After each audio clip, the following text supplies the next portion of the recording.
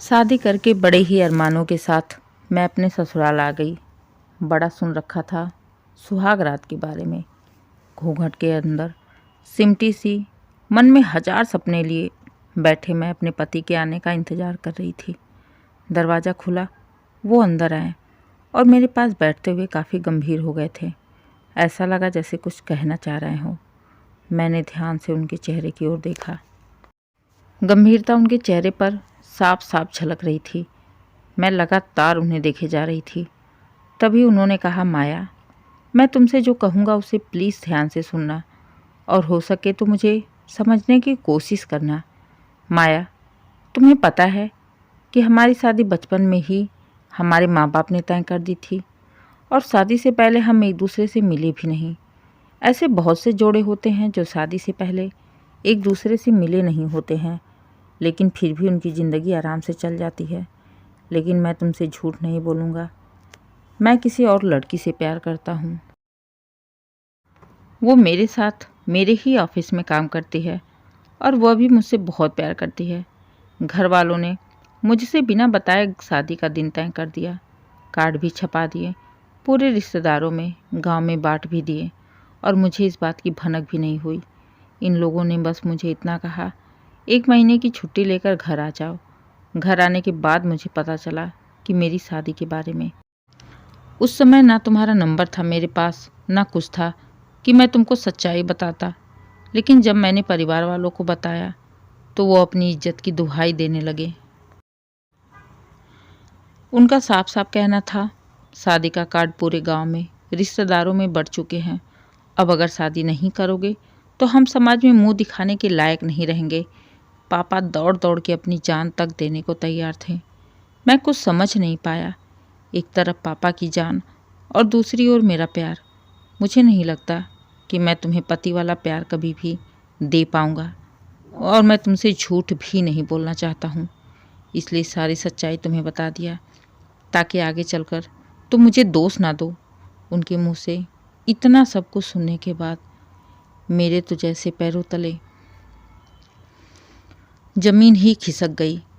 कहाँ मैं अपनी शादी को लेकर, आने वाली ज़िंदगी को लेकर, अपने सुहाग रात को लेकर एक सपना सजा रही थी और कहाँ ये सब एक पल में ही मेरे सपने को चकनाचूर हो गए। अब मैं क्या करूं, कहाँ जाऊं? अभी तो पूरे परिवार को छोड़कर आई जिसके भरोसे उसने ही साफ साफ मना कर दिया साथ देने को। मेरे मन में एक द्वंद्व चलने लगा। मैं अपने आप से ही लड़ने लगी। जानबूझकर मैं उस नाव पर आखिर कैसे सवार हो सकती जिसका मांझी ही ना हो। खुद से लड़ते हुए आखिरकार मैंने फैसला ले ही लिया। ऐसी ज़िंदगी से क्या फ़ायदा जब एक सुहागन होते हुए भी मुझे ना पति का प्यार मिलेगा, ना मेरा पति मिलेगा, ना मैं किसी की पत्नी बन पाऊँगी। तो ऐसी ज़िंदगी बर्बाद करने से तो अच्छा है कि मैं उस नाव पर ही ना चढ़ूँ। अगर अभी मैंने कदम बढ़ा लिए तो मैं आगे जा सकती हूँ, नहीं तो फिर पूरी ज़िंदगी इस दलदल में दबी रह जाऊँगी। मेरा अस्तित्व ही ख़त्म हो जाएगा। मैंने उनसे कहा, आप एक काम करिए, मुझे अभी इसी वक्त मेरे मायके छोड़ दीजिए। मेरी बातें सुनकर वो हैरानी से मुझे देखने लगे। अभी मायके क्यों? वो इसलिए कि अगर आप अभी मुझे मेरे मायके छोड़ देंगे, एक तो मैं छोड़ी हुई नहीं कहलाऊँगी और मेरी इज्जत भी रह जाएगी। बाकी मैं अपने परिवार वालों को समझा दूँगी मैं अपनी मर्ज़ी से यहाँ से जा रही हूँ, इसलिए आपके परिवार वाले भी आपको दोष नहीं देंगे। लेकिन मैं अगर यहाँ पे एक रात भी रह गई तो मेरी बदनामी हो जाएगी। इसलिए बेहतर होगा कि आप मुझे मेरे मायके छोड़ दें, वो भी बिना किसी को बताए। मैं अपनी ज़िंदगी ऐसे बर्बाद नहीं कर सकती और ना ही मैं आपकी तरह डरपोक हूँ। माया, मैं डरपोक नहीं हूँ। मैंने अभी तुम्हें सब कुछ बताया, लेकिन अगर आप कोशिश करते तो अपने परिवार वालों को मना सकते थे, नहीं तो मेरा नंबर कैसे भी निकाल सकते थे। दोस्तों, मैंने ये सारी तोड़ के गलत किया। मैं जानबूझकर ऐसी नाव पर कैसे सवार हो सकती जहाँ मुझे पता है कि नाव बीच में ही डूब जानी है।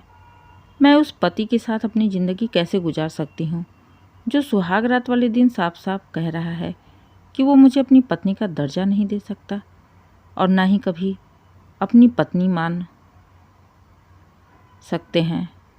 वो किसी दूसरी औरत से प्यार करता है, फिर मैं उसके साथ ज़िंदगी कैसे गुजार सकती हूँ? आपकी नज़रों में मेरा फैसला कैसा था? प्लीज़ कमेंट करके ज़रूर बताइएगा। और कहानी अच्छी लगे तो कहानी को लाइक करें, शेयर करें, चैनल को सब्सक्राइब करें और कमेंट करके ज़रूर बताइए कहानी कैसी लगी।